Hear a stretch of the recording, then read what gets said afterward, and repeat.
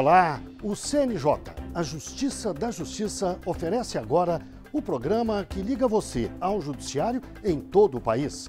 É o nosso Link CNJ. E nesta semana temos uma entrevista exclusiva com o conselheiro Rogério Nascimento. Ele fala sobre tentativas de censura e perseguição a jornalistas. No Brasil, não há nenhum espaço para censura que seja legítima. Mas, na realidade, ainda há muitas pessoas que buscam usar formas indiretas de censura. Além da entrevista, o programa vai mostrar também o 11º Encontro Nacional do Poder Judiciário define as metas dos tribunais brasileiros para o ano que vem. O CNJ e os tribunais de justiça estão mobilizados para julgar os crimes dolosos contra a vida. Vamos falar de redução de danos, uma das estratégias da Política Nacional de Enfrentamento à Violência. E vamos mostrar as notícias do CNJ e de tribunais pelo país. O Link CNJ começa com as notícias do Encontro Nacional do Poder Judiciário. Representantes de 91 tribunais brasileiros, sob a coordenação do CNJ, aprovaram as metas nacionais e específicas do Judiciário para o ano que vem. Eles lotaram o auditório do Tribunal Superior Eleitoral em Brasília para o 11º Encontro Nacional. Em 2 dias, discutiram as ações desenvolvidas ao longo deste ano e traçaram novos objetivos. Na abertura, a presidente do Supremo Tribunal Federal e do Conselho Nacional de Justiça, ministra Carmen Lúcia, destacou o trabalho dos juízes. Os juízes brasileiros são de um valor inestimável. Tenho visto juízes em condições muito precárias a prestar os melhores serviços, às vezes, como eu digo, levando até coisas materialmente suas, para que a jurisdição não deixe de ser prestada a tempo e nas condições necessárias. No centro das atenções estão as práticas adotadas para melhorar a prestação de serviços. As metas foram previamente discutidas por servidores, magistrados e pela população em geral. E aqui no encontro foram aprovadas pelo plenário. Entre as metas aprovadas estão o compromisso de julgar mais processos que os distribuídos e também ações mais antigas, aumentar o número de casos solucionados pela conciliação, priorizar julgamentos de processos de corrupção, de ações coletivas e dos maiores litigantes, impulsionar a execução de processos e fortalecer as redes de enfrentamento à violência contra a mulher. Em entrevista exclusiva ao Link CNJ, a ministra Carmen Lúcia falou sobre a importância de a Justiça estabelecer metas e cumpri-las. A Justiça é um serviço público essencial. E o princípio da eficiência vale para todos, muito mais para a jurisdição que é prestada para o cidadão que procura e que busca exatamente uma resposta justa e rápida.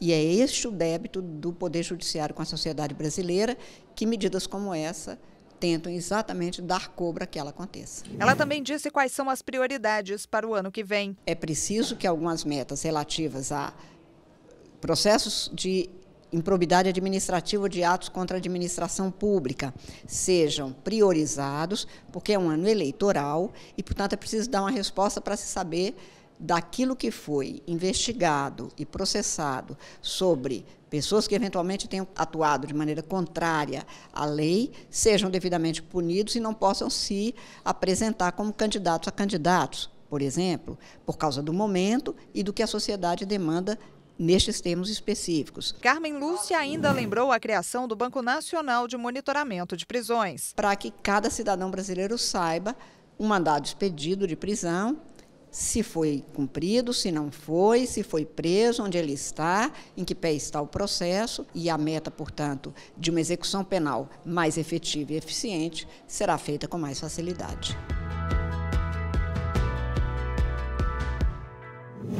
Daqui a pouco vamos ver as repercussões do Encontro Nacional do Poder Judiciário e vamos ouvir representantes de vários tribunais do país. A entrevista especial deste Link CNJ é sobre a tentativa de se impor censura a jornalistas no Brasil e sobre como a sociedade deve reagir a isso. A repórter Fernanda Mulaerte conversou com o conselheiro do CNJ, Rogério Nascimento. A liberdade de expressão é um direito garantido pela Constituição Federal, mas quando se trata do trabalho de jornalistas, ainda há casos de censura. Sobre este assunto, eu converso agora com o conselheiro Rogério Nascimento. O senhor é parte integrante do Fórum Nacional do Poder Judiciário e da Liberdade de Imprensa. E como é que esse fórum atua? Esse fórum é um espaço importante para que a gente possa reunir tanto o judiciário quanto os meios de comunicação para discutirem sobre atentados à liberdade de imprensa que ainda são, infelizmente, mais comuns no Brasil do que a gente gostaria. É importante juntar tanto o olhar de quem vive isso ali na atividade de comunicação, quanto o judiciário, porque o judiciário é quem normalmente é levado para lidar com essas tensões. O que a gente vê ainda é um certo amordaçamento, não é isso? No Brasil, não há nenhum espaço para censura que seja legítima. Mas, na realidade, ainda há muitas pessoas que buscam usar formas indiretas de censura, seja impondo indenizações que são muito pesadas contra jornalistas, seja usando o judiciário também para retirar conteúdos, seja até processando criminalmente jornalistas, de um lado. E de outro lado, há uma certa dificuldade de lidar com a responsabilização de atentados contra jornalistas. Essa é outra parte da realidade que o Fórum está tratando. O Fórum tem o olhar voltado para dois problemas. Um problema que é garantir que a liberdade de imprensa, que é uma garantia da democracia, funcione para todos, e o diálogo com as instituições que representam os meios de comunicação, a ABERT, a NJ, a ABI, é importante para isso, é parte da nossa atividade. Mas há uma outra preocupação que é menos visível, mas não é menos importante, que é com os pequenos órgãos de imprensa e com os jornalistas como indivíduos e como profissionais. A gente tem um país muito pouco cordial. A gente tem um país que está muito radicalizado e muito violento. E situações em que há atentado, inclusive, contra a integridade física de profissionais da imprensa, até chegando à morte de jornalistas no interior do país, em pequenos jornais, em pequenas emissoras, são uma triste realidade. O que pode ser feito para resolver esse tipo de problema? A primeira preocupação do Fórum é levantar dados que permitam um diagnóstico que ajude na formulação de uma política que seja uma política pública a ser concretizada. A gente não quer mais ficar pura e simplesmente na intuição, a percepção intuitiva de que isso ocorre ou relato pontual de que isso ocorre. A gente precisa saber quanto, onde, quem está fazendo isso, para que a gente possa tomar medidas preventivas que fiquem, que durem, que sejam medidas efetivamente transformadoras. Porque quem está sofrendo ameaça e atentado deve trabalhar com a luz do sol. Uma das formas de se proteger contra esse tipo de pressão é dar visibilidade para o problema que está sendo passado por aquele jornalista ou por aquele pequeno órgão de comunicação. Mas um canal natural para fazer com que isso tenha repercussão é também buscar as associações que reúnem meios de comunicação e que são nossas interlocutoras permanentes na Comissão Executiva Nacional do Fórum e no próprio Fórum. Conselheiro Rogério Nascimento, muito obrigada pela participação do senhor e até uma próxima oportunidade aqui no Link CNJ. Eu que agradeço a oportunidade de falar. No próximo bloco, no mês nacional do júri, a justiça brasileira se mobiliza para julgar os crimes dolosos contra a vida. Voltamos já.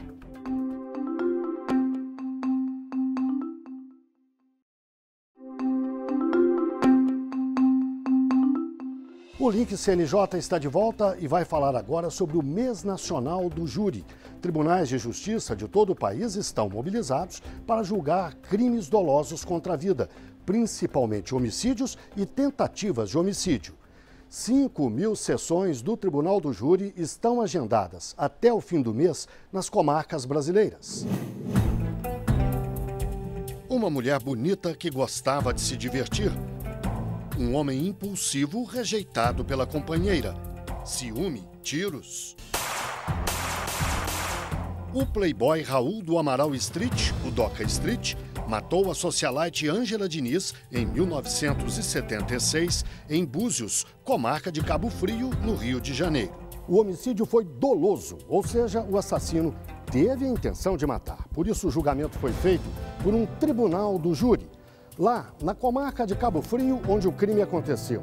Ou aqui em Brasília, ou ainda em qualquer outra cidade do país, o tribunal do júri funciona em uma sala específica como esta. A sessão é presidida por um juiz que se senta ali naquela mesa. Mas as decisões são tomadas pelo conselho de sentença, ou seja, os jurados. São 7. Eles se sentam aqui e são escolhidos por meio de um sorteio feito pela Justiça. Este é o palco perfeito para advogados habilidosos, que sabem trabalhar as palavras e convencer as pessoas pela emoção. E, neste caso, um dos mais famosos da justiça brasileira, o clima emocional e os embates no tribunal foram fortíssimos. Em primeiro julgamento, anulado depois, o assassino saiu livre. No segundo, foi condenado a 15 anos de prisão. 4 décadas depois, esta advogada criminalista explica que os 2 julgamentos tiveram resultados diferentes, em parte pela mudança de jurados. São eles que determinam não qual é a tese jurídica que mais vale, mas aquilo que melhor se amolda às crenças e valores sociais, culturais e morais que estão em jogo ali. Para ser jurado, o cidadão precisa ter mais de 18 anos, não ter antecedentes criminais, ser eleitor e concordar em prestar esse serviço gratuitamente. Ninguém pode ser impedido de ser jurado em razão de cor ou etnia, raça, credo, sexo, profissão, classe social ou grau de instrução. Os jurados dizem se o réu é inocente ou culpado, mas é o juiz quem fixa a sentença. O magistrado João Marcos Guimarães Silva diz que a rapidez é fundamental não só para desafogar os tribunais, mas principalmente para atender a sociedade. O cidadão fica esperando a resposta do judiciário, a resposta do Estado. E aí, o que vai acontecer com o réu? A família da vítima quer justiça. E a família do réu também quer justiça. Então tem que se julgar rapidamente para criar um ambiente de cicatrização dessa ferida e virar essa página. Uma das estratégias da Política Nacional de Combate à Violência é a chamada redução de danos. E a Fernanda Muilaete volta agora justamente para falar sobre isso. Fernanda. Pois é, Guilherme, o Conselho Nacional de Justiça orienta os tribunais de todo o país a fazerem parcerias para auxiliar no atendimento dessas vítimas. Dos casos que chegam diariamente às varas da infância e da juventude, 80% são de abuso sexual.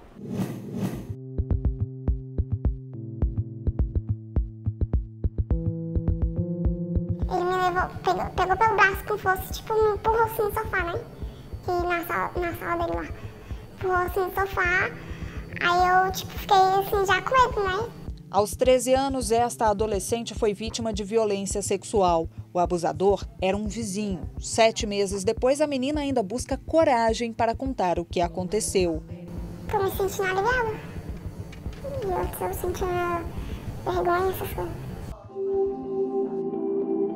Mas se abrir dessa forma não foi fácil. Ela precisou de apoio psicológico. Procurou ajuda neste centro de referência em Brasília que cuida de outras vítimas. O trauma também afetou a família da garota. Toda semana, a mãe participa deste grupo para ajudar a filha a superar o que viveu. A gente se sente mais acolhida, né? Porque assim, a gente pode estar expondo que a gente, a agressão, né? Que a criança teve, né? Aí vem os profissionais, tá tendo, tem as palestras, né? Que conversa com você, né? Psicólogos, né? E ajuda você a amenizar o sofrimento, né? O sofrimento que a família passou, né?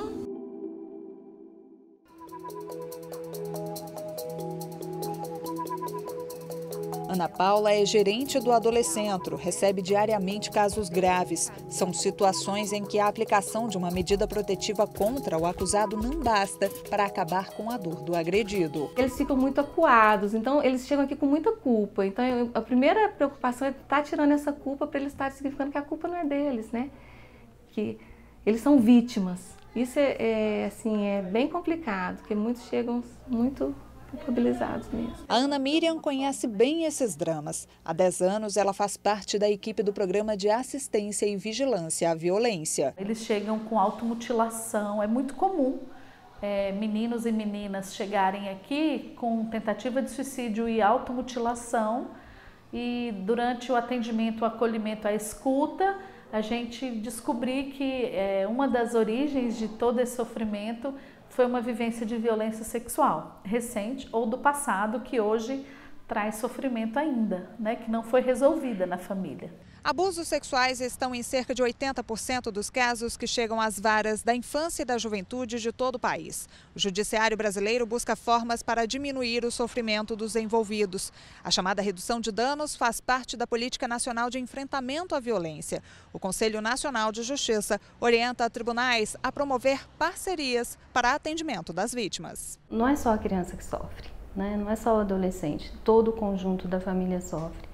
Então, a nossa parceria, a nossa busca de parceria na minimização desses danos, ela passa por todas essas outras áreas que certamente vão estar afetando o bem-estar ou ampliando o mal-estar da criança se não for acionada e se ela não tiver esse respaldo depois. A redução de danos, para nós também, é a intervenção com a família que protege mais, que acredita, que está do lado. Porque o dano fica muito aumentado quando a família não acredita, não protege, não dá suporte. Para quem viveu na pele a violência, programas assim trazem uma certeza. Eu sei que não estou sozinha.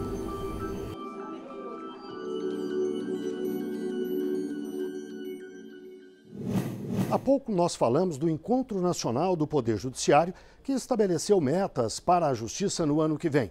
Agora, vamos ouvir representantes de alguns dos 91 tribunais que participaram do encontro.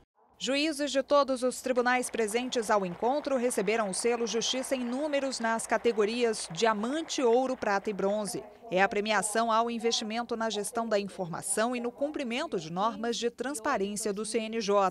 4 tribunais alcançaram a premiação máxima: o Tribunal Superior do Trabalho, o Regional do Trabalho da 18ª Região, com sede em Goiás, o Tribunal de Justiça de Sergipe e o Regional Eleitoral do Pará. É um estímulo para não só continuarmos a cumprir essas metas, como para melhorarmos o desempenho e objetivar o selo Diamante no ano que vem.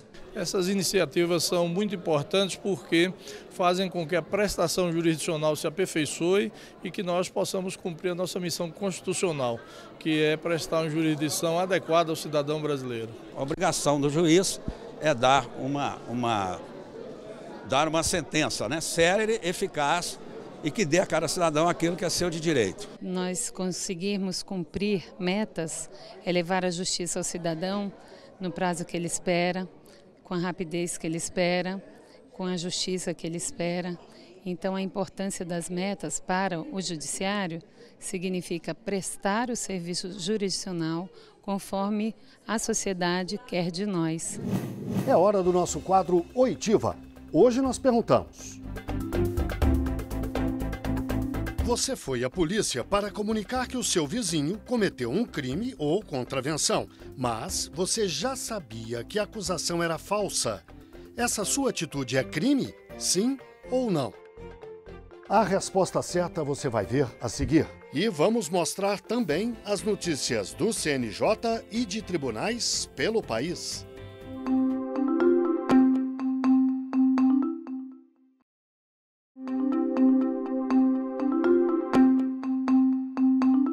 O Link CNJ está de volta com a resposta do nosso quadro Oitiva.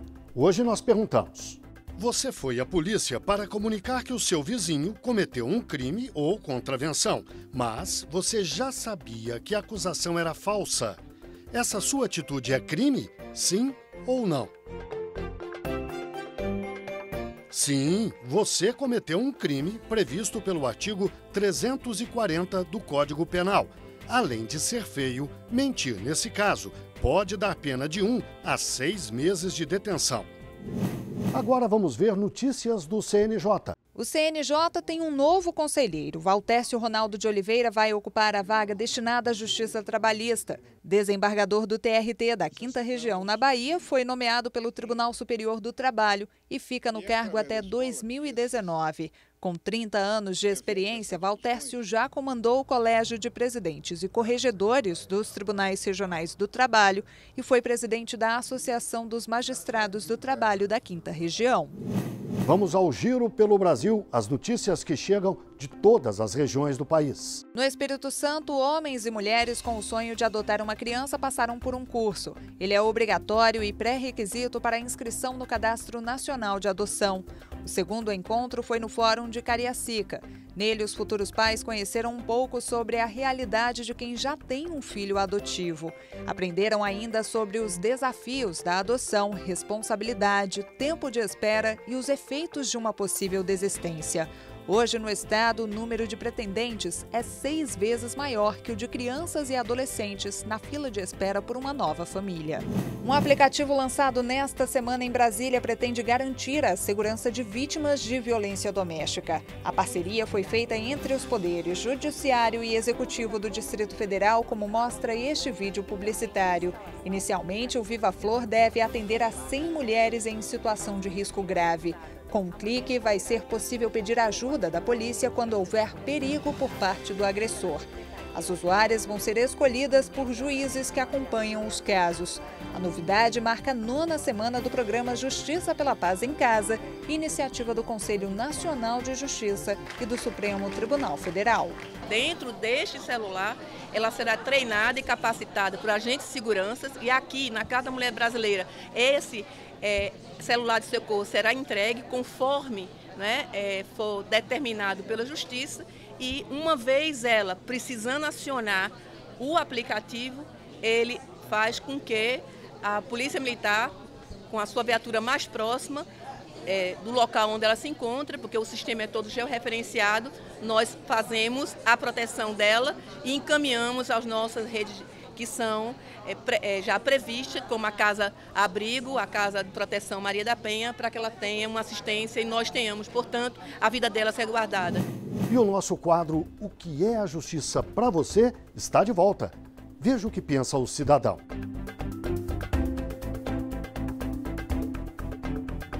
Justiça para mim é dar a cada um aquilo que é devido, assegurar com que os direitos sejam respeitados e permitir com que todas as pessoas vivam dignamente na sociedade. Justiça para mim é algo inerente, é algo que começa no meu dia a dia, enquanto criança, enquanto adulto, é algo que está no tribunal, é algo que está nas grandes e nas pequenas atitudes.